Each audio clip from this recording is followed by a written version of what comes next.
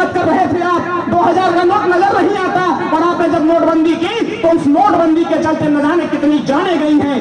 नोटबंदी के चलते एक माँ ने तो अपने बच्चे को उस बैंक की लाइन में ही जन्म दे दिया जिसका नाम खजांची है, जिसको हर साल माननीय अखिलेश यादव जी सम्मानित करने का काम करते हैं। मैं बताना चाहता हूं, हम आपसे कहना चाहते हैं, जो कॉन्ट्रैक्ट फार्मिंग है, जो तयशुदा खेती, उसके बारे में मैंने आपको बताया।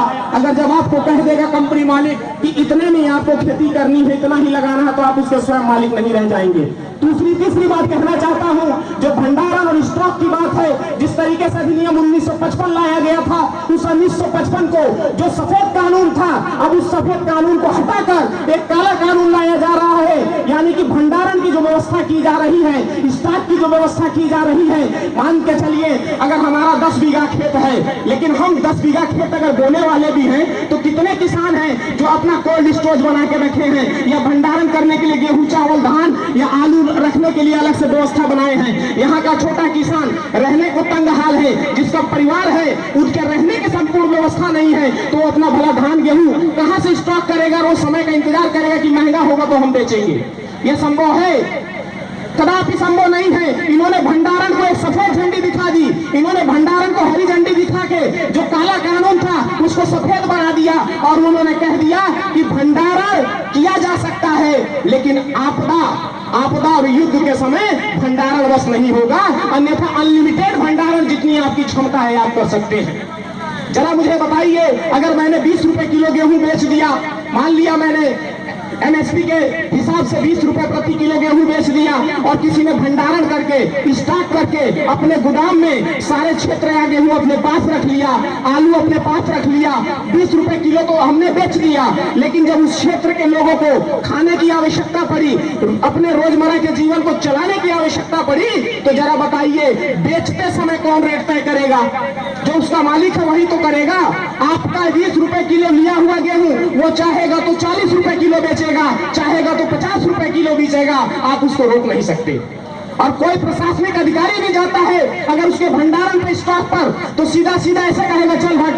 कोई सरकारी अधिकारी चल जाए, मीडिया के लोग चले जाए, तो सीधी एक बात कहेगा, रास्ता नापो, कोई आपदा नहीं आई है, कोई युद्ध नहीं हो रहा है, चाहे जितना हम बटोर ले, चाहे हम जितना बटोर ले। तो जरा बताइए, जब इस तरह की व्यवस्था होगी, जब हम लोग अपने ही खेती में दूसरे पर आश्रित रहेंगे, हमारा अनाज बिक जाएगा 10 रुपए किलो, लेकिन जब वही हमें खरीदना होगा तो हम 30 रुपए किलो खरीदेंगे, तो ये बताइए आने वाले समय में कितनी निंदनीय बात होगी। एक बात मैं और बताना चाहता हूं अभी आप सभी साथियों से,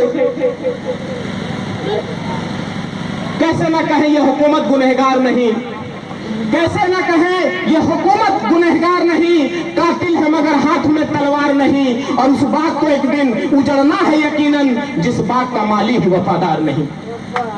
माननीय नरेंद्र मोदी जी ने चौकीदारी से लेकर चाय से लेकर सारा फंडामेंटल मासूम जनता के सामने उन्होंने विश्वास जीतने के लिए अपनाया है। एक चीज और मैं आप लोगों से कहना चाहता हूं, चूंकि हम ग्रामीण क्षेत्र के रहने वाले हैं, बड़ी ही बारीक चीज आप समझने का प्रयास करिएगा। माना कानून पास हो गया, आपने आंदोलन नहीं किया, सरकार मजबूत है, मनमाना करेगी। अगर सरकार पास कर देती है, तो जरा बताइए जो खाद्य पदार्थ बटते हैं कोटेदार जी के माध्यम से ग्रामीण क्षेत्रों में, जैसे हम कभी कभी ये सोचते हैं कि हम क्या करेंगे, बेटा हमारे तो 1 बीघा जमीनिए बा, हम क्या करेंगे, हमारे 10 कट्ठा जमीनिए बा, हमारा कौन जाए वो कहीं बेचे करे, हमारा खैले ही मर के बा। मैंने एक तरह के भाव लौकता क्षेत्र में लौकता, जैसे लोग सोचते हैं हमारा नहीं करे आंदोलन के सरकार जो कर दिया कौन ठीक कर दिया, लेकिन मसला ये नहीं है, मामला ये नहीं है। देश से कैसे गुलाम हुआ उन सारे इतिहासों को पढ़िए, वो भी व्यवसाय करने आए थे, भाई से भाई को लड़ा दिया, एक दरबार को दूसरे दरबार से लड़ा दिया, फूट डालो राज किया। सेम फंडामेंटल यही है देश में जो भारतीय जनता पार्टी कर रही है, लड़ाने और भिड़ाने की राजनीति कर रही है। आप में इस बात पर गौर कीजिए जरा, जिस तरीके से आप लोग कोटेदार साहब से हर महीना खाद्यान्न उठाते हैं, जिसका जो अनाज है कार्ड के अनुसार मिलता है, अब मैं मान रहा हूं कुशीनगर जिले के अंबानी और अडानी ने मान के चलिए गेहूं और धान खरीद लिया, अच्छे दामों पर ही खरीद लिया, सरकार ने इसको नहीं खरीदा, उन्होंने एफसीआई पर ना ध्यान देके एमएसपी लाके प्राइवेट सेक्टर को अपना ट्रांसफर कर दिया कि हमारी सरदर्दी नहीं रहेगी, ना किसानों से हमारा कोई वास्ता रहेगा, ना लेना देना रहेगा, ना हरासमेंट रहेगी, और ना ही उनके फसल डूबती फसल का हमें कोई मुआवजा देना पड़ेगा। जरा बताइए, जब पूरा धान और गेहूं अगर ये लोग खरीद लेते हैं अंबानी अडानी परिवार, तो जो खाद्यान्न गांव में बढ़ता है, जो कोटेदार महोदय बांटते हैं, ये वो बात कह रहा हूं जो कानून पास होने के बाद हो सकता है। ये मेरे मन का विश्लेषण है जो मैं कह रहा हूं। खाद्यान्न बांटने के लिए फिर सरकार ये कहेगी कि हम कहां से खरीदे, सारा प्राइवेट सेक्टर के ठेकेदारों ने गेहूं और धान खरीद लिया है। तो सरकार की मजबूरी बनेगी कि अंबानी और अडानी से 4 गुने दाम पर उसी सामान को खरीदना, क्योंकि हमारे और आप तक खाद्यान्न पहुंचाना है, अनाज पहुंचाना है, चावल गेहूं चाहे चना जो भी है, जो आज हमें मिल रहा है राशन की दुकानों पर, वो उसकी मजबूरी हमारे आप तक पहुंचाना। जब हमारे और आप तक वो पहुंचाना चाहेगी, जब हमारे पास अनाज रहेगा नहीं, सरकार खरीदेगी नहीं, प्राइवेट कंपनियां खरीदेंगी, तो वो प्राइवेट कंपनियों से ही खरीद के तो मोदी जी आखिर हमें और आपको भिजवाएंगे।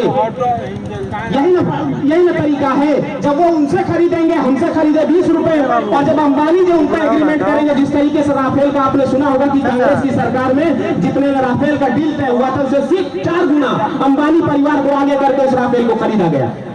उसी तरीके से 4 गुना रेट तय कर उसी खाद्यान्न को खरीदा जाएगा। और जब खाद्यान्न खरीदा जाएगा तो अंबानी और अडानी यह भी तो कह सकते हैं कि जब कोटेदार अनाज हम दे रहे हैं तो कोटेदार अब हमारा होगा, कोटेदार हमारा लाइसेंसी होगा, हमारी सरकारी दुकानें होंगी, हमारे नाम का सिंबल लगेगा और लोगों को लेना है ले। अगर सरकार वहां असमर्थ होती है तो सरकार अपना पल्ला झाड़ते हुए सीधा ये कह देगी कि आप अपना पासबुक जमा कराइए, जो राशन कार्ड से अटैच होगा, और आपका जो पैसा है वो डायरेक्ट खाते में जाएगा। हम खाद्यान्न देने में आपको असमर्थ हैं, हम खाद्यान्न देने में असमर्थ हैं। ये वो कड़ी है जो एक के बाद एक खुलती जाएगी। इसलिए मैं आपसे निवेदन करना चाहता हूं, इन सारे विषयों पे बात करनी थी। एक कंपनी वाला जो ये पानी की बोतल है, पानी बनाता है, रेट खुद तय करता है। 20 रुपए की बोतल है तो 20 में ही देगा, 15 में कोई देगा? ये सामने दुकान है, जाइए एक पैकेट बिस्किट दीजिए 5 वाला, 4 रुपए दीजिए, लेंगे? नहीं लेंगे। इस चीज को समझने की जरूरत है। वो 5 का 4 लेंगे नहीं, और किसानों को मनमाना हम जो चाहेंगे वो करेंगे, देंगे। इस चीज को समझने की आवश्यकता है। चूंकि समय बड़ा मैंने आपका ले लिया, और चूंकि मुख्य आपके महबूब नेता यहाँ पर बैठे हैं, वो आपसे गुफ्तगू करेंगे। बस एक शेर के माध्यम से मैं अपनी बात को खत्म करना चाहूंगा, आप सभी का आभार प्रकट करते हुए। और ये लड़ाई सबकी है, ये लड़ाई हमारी है, आपकी है। छोटे